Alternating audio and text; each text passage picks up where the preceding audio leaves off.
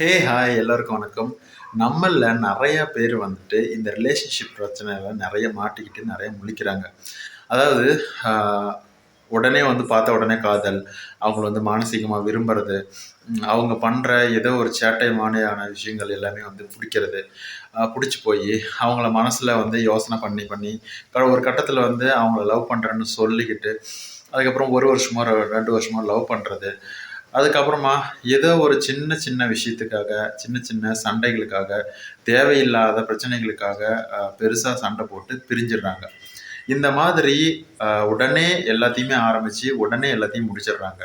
அதாவது உடனே பார்த்த உடனே அன்பு எல்லாத்தையும் வெளிப்படுத்தி உடனே காதல் பண்றாங்க. இமிடியேட்டா உடனே 1, 2 வருஷத்திலேயே உடனே வந்துட்டு அந்த லவ் பிரேக்கப்பு எனக்கு உன்னை பிடிக்கல அப்படின்னு எந்த அளவுக்கு ஒன்று சேர முடியாத அளவுக்கு அவங்க வந்து வெறுக்கணுமோ, அதாவது அந்த வார்த்தைகளை யூஸ் பண்ணணுமோ பேசணுமோ அந்த அளவுக்கு பேசிட்டு அவங்கள விட்டு பிரிஞ்சு போயிடுறாங்க. இது வந்து 2 சைடுமே நடக்குது.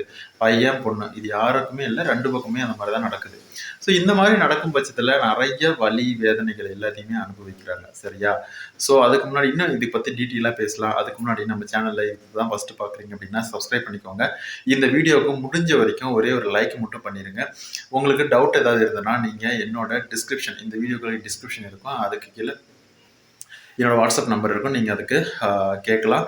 கிளாஸஸ் ஏதாவது வேணும் அப்படின்னாலும் நீங்கள் அதுக்கு கேட்கலாம். அவங்களுக்காக ஈர்ப்பு விதி பயன்படுத்துறது, அவங்களே நினச்சிட்டு இருக்கிறது, அவங்கள பற்றி கவலைப்படுறது, இதெல்லாம் நீங்கள் பண்ணலாம். ஆனால் அவங்க ஃபஸ்ட்டு உங்களுக்கு தகுதியானவங்களா அப்படின்னு பார்த்துக்கோங்க. அதாவது உங்களுக்கு நல்லது அதிகமாக செஞ்சுருக்காங்களா, இல்லை கெட்டது அதிகமாக செஞ்சுருக்காங்களா, உங்களுக்கு பிடிச்ச மாதிரி நடந்திருக்காங்களா லைஃப்பில், இல்லை பிடிக்காத மாதிரி தான் நடந்திருக்காங்களா அப்படிங்கிறதெல்லாம் ஃபஸ்ட்டு யோசனை பண்ணிக்கோங்க. அதாவது உங்களுக்கு அவங்க தகுதியானவங்க தான். நான் அவங்களுக்காக இந்த மெத்தட்லாம் பண்ண போகிறேன், அவங்க வந்து திரும்பவும் என்னோடய லைஃப்பில் வேணும் அப்படின்னு முழுமையாக நீங்கள் நம்புறீங்க அப்படின்னா மட்டும் இதை ட்ரை பண்ணுங்கள். சரியா? இப்போவுமே ஈர்ப்பு விதி அப்படிங்கிறது வந்துட்டு நம்ம எது கேட்டாலும் தரும் அப்படிங்கிறது தான். ஆனால் உங்களுக்கு வந்து வாழ்க்கையில் அந்த நீங்கள் எதிர்பார்த்த விஷயங்கள் கிடைச்சது அப்படின்னா அது சந்தோஷத்துக்காக தான் இருக்கணும்.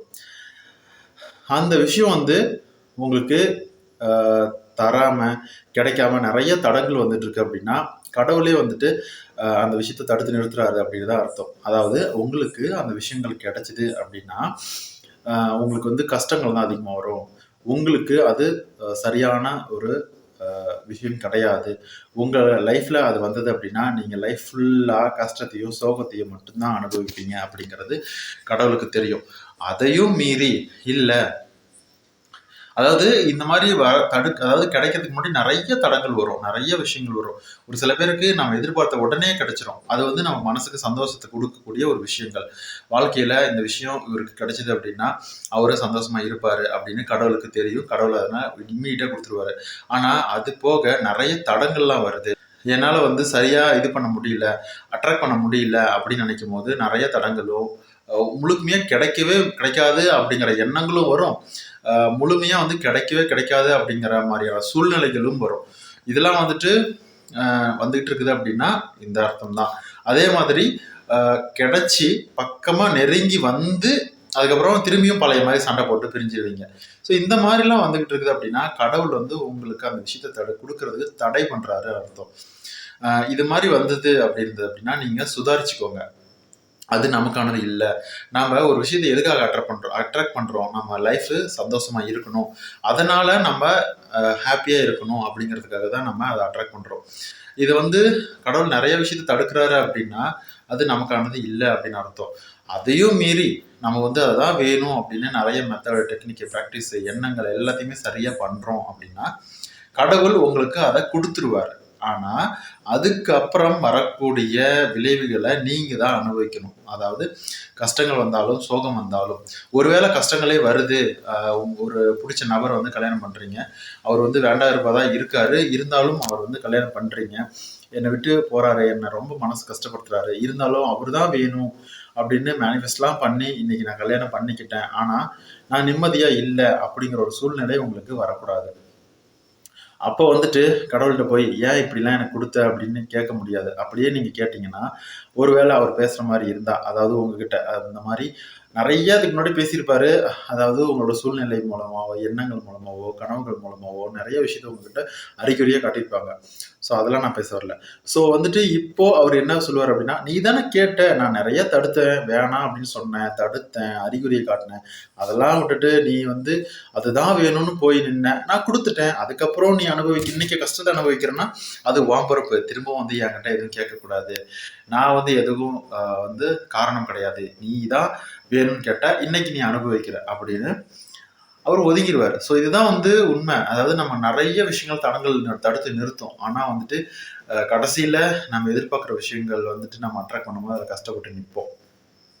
இன்னைக்கு நம்ம வந்துட்டு அகமதாபாத்தில், அதாவது ரொம்ப ஒரு மோசமான ஒரு சூழ்நிலை, அகமதாபாத் ஃப்ளைட் கிராஷ், அதாவது விமானம் வந்துட்டு விழுந்து நொறுங்கி போச்சு. அதில் நிறைய பேர் வந்துட்டு இறந்து போயிட்டாங்க. மொத்தம் 242 பேர் பயணிச்சு 241 பேர் வந்துட்டு இறந்து போயிட்டாங்க. ஒரே ஒருத்தர் மட்டும்தான் தப்பிச்சிருக்காரு. அதுலேயுமே ஒரே ஒரு பொண்ணு வந்துட்டு அவங்க ஃப்ளைட்டு ஏறுறதுக்கு முன்னாடி அவங்கள டிலே பண்ணி அந்த ஃப்ளைட்டை மிஸ் பண்ண வச்சிருக்கு கடவுள். எப்படின்னா அவங்களே சொல்லியிருக்காங்க.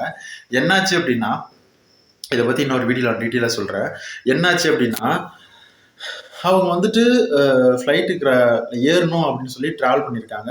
அவங்க ஆட்டோவில் போயிட்டு இருந்திருக்காங்க. ஆனால் அந்த டிராஃபிக்னால அந்த ஃப்ளைட்டு வந்து என்னால் ஏற முடியல. 10 நிமிஷம் நான் வந்து டிலே பண்ணி 10 நிமிஷம் லேட் ஆனதுனால நான் வந்து ஃப்ளைட் ஏற முடியாமல் போச்சு. ஆனால் அதுக்கப்புறம் ஏர்போர்ட் போயிட்டேன். அந்த ஃப்ளைட்டு போனி 5 நிமிஷம் கழிச்சு அது கீழே விழுந்துருச்சுன்னு சொன்னாங்க. அப்போ வந்து எனக்கு வந்து ரொம்பவே பயமாக இருந்தது அப்படின்னு அவங்களே ஒரு பேட்டியில் சொல்லியிருக்காங்க. அப்போ வந்து என்ன சொல்லியிருக்காங்க அப்படின்னா, இந்த கடவுள் தான் வந்து என்னை காப்பாற்றிருக்காரு. எனக்கு கடவுள் தான் வந்துட்டு அந்த 10 நிமிஷம் வந்து லேட் பண்ணி என்னை வந்து தடை பண்ணி அதை நிறுத்தியிருக்காரு. இன்னைக்கு நான் அதில் ஏறி இருந்தேன் அப்படின்னா நானும் இறந்து போயிருப்பேன் அப்படின்னு சொல்லியிருக்காங்க. ஸோ வந்து தடங்கள் வந்து நிறைய வருது அப்படின்னா அது வந்து நம்மளை காப்பாற்றுறதுக்கு தான் கடவுள் கொடுக்குறாரு அப்படிங்கிறது நம்பிக்கோங்க. அதே மாதிரி உங்களுக்கு தேவையான விஷயத்த ஈஸியாக அட்ராக்ட் பண்ணுறதுக்கு நிறைய வீடியோஸை நம்ம சேனலில் போட்டிருக்கேன். அதை மறக்காமல் பாருங்கள். அதே மாதிரி இந்த வீடியோ உங்களுக்கு பிடிச்சிருக்கு அப்படின்னு நம்புகிறேன். ஒரு லைக் பண்ணிவிட்டு சப்ஸ்கிரைப் பண்ணிட்டு போங்க. வீடியோவை எப்போவுமே முழுமையாக பாருங்கள். ரொம்ப நன்றி. வணக்கம்.